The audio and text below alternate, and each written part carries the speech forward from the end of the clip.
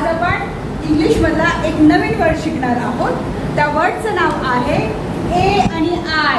आता मला सांगा, ए आणि आय दोघं काय आहे? वोवल्स आहेत. ए ई आय ओ यू हे आपले 5 वोवल आहेत की नाही? त्या 5 वोवलपैकी ए आणि आय हा एक वोवल आहे.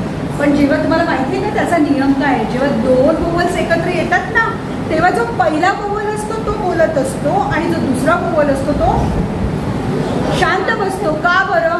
हा पहिला वोवल म्हणतो मी रांगेत पहिला आलोय की नाही, मग मी पहिले बोलणार, तू शांत बस, तू नंतर आलेला आहेस. मग तो बिचारा शांत बसतो आणि मग पहिल्या वोवलला बोलायला देतो. इथे पण सेम तसंच झालंय. जेव्हा ए आणि आय दोघं एकत्र आलंय तेव्हा कोण आले बरं? पहिले पहिले कोण आलंय?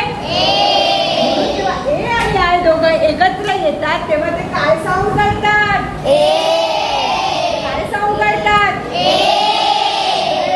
चला आता आपण काही वर्ड्स बघूया. आता बघा, एस म्हणजे स असतो.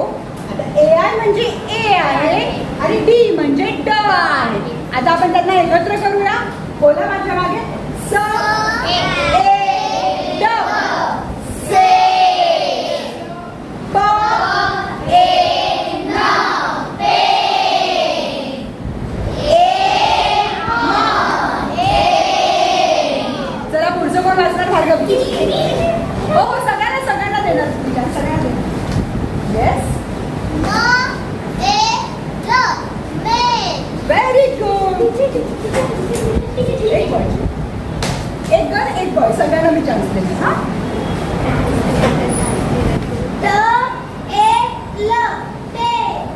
मग कळालं सगळ्यांना तुम्हाला ए आणि आयचा आवाज काय निघतो?